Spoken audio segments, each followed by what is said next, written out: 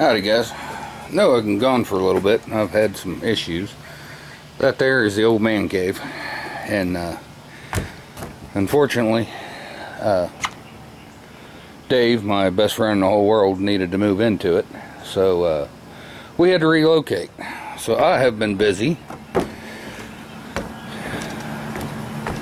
putting in a new man cave. It's a whole bunch smaller, but we'll make do. And on my viewfinder it looks pink. I promise you it's not pink. We had to modify the fence a little bit, put in a gate so Dave could get in, and it's still work in progress.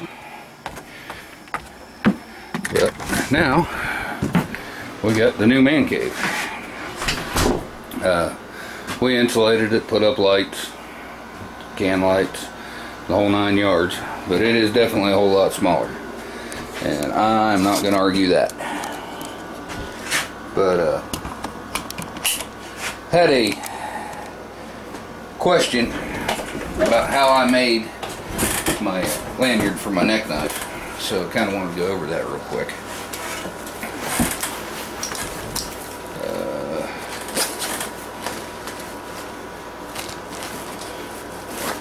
Got my get home bag, bug out bag, whatever you want to take it. Mr. Glock. Mr. Glock in there. Alright. The first question he asked me was how I made my neck lanyard. Well, my neck lanyard is simply woven here in the back. Just a little pass-through loop up through, and then a leftover right over left girl hair braid is all I made, really. I need to put the light on here.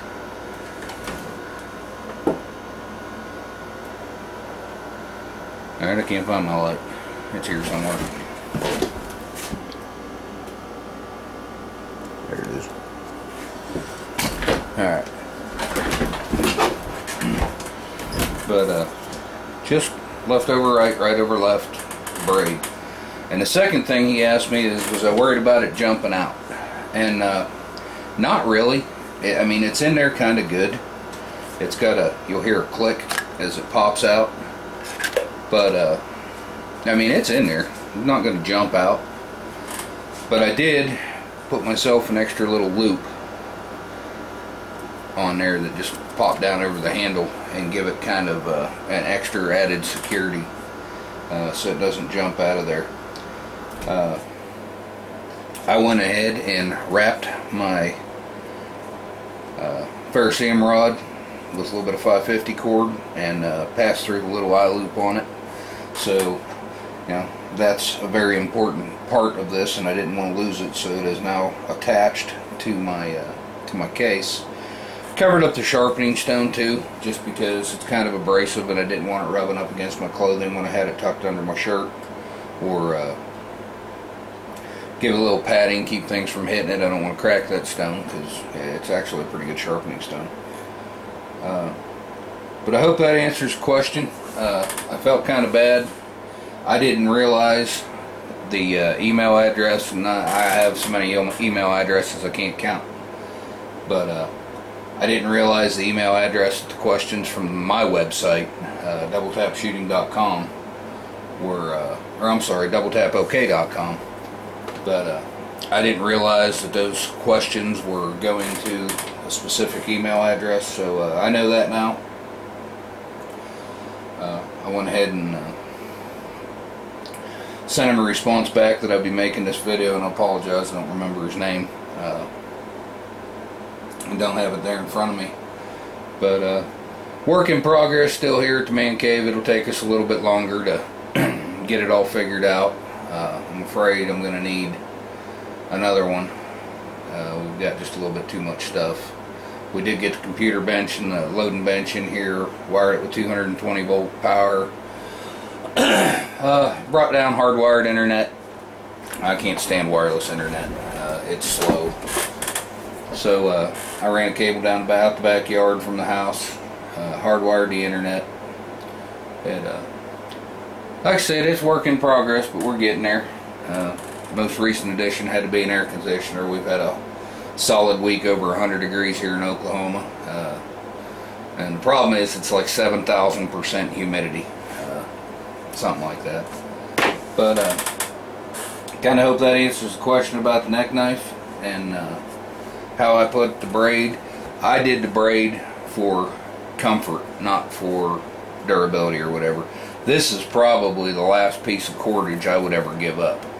I did actually, you can take the plastic pieces off these Mora cases, and this is the Mora Bushcraft knife, by the way. But you can take a little plastic belt clip off, and I have it buried in the bottom. I think it's actually underneath my water bladder. I do have the belt clip for this in my pack, so if I,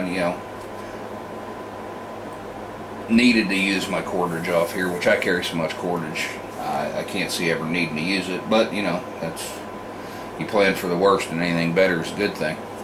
So anyway, that's it. I think I've already done a review on this. I think I already did a review on this Mora Bushcraft. No, maybe not.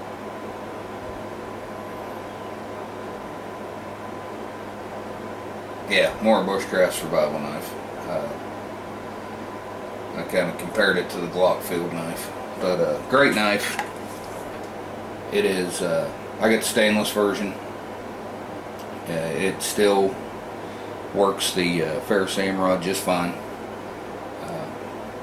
Holds an awesome edge. If you guys have never got a Mora knife, I don't care which one you get. They're just good, solid, no frills piece of steel. And there's not much argument in the bushcraft community that Mora is the name in steel and knives. If and people carry anything, and a knife's a knife, as long as you've got a good knife. But what I like about Mora is they're just, I don't know if you want to call it entry level or beginner level, or just they're good old knives which look just like this. You can get a good Mora knife for 20 bucks, and you can baton the hell out of this. They are full tank. You can't hurt these things. Yeah, if you cram it in a door frame and twist it, you're going to break it. But if you do that, you're an asshole and you need to lose your knife.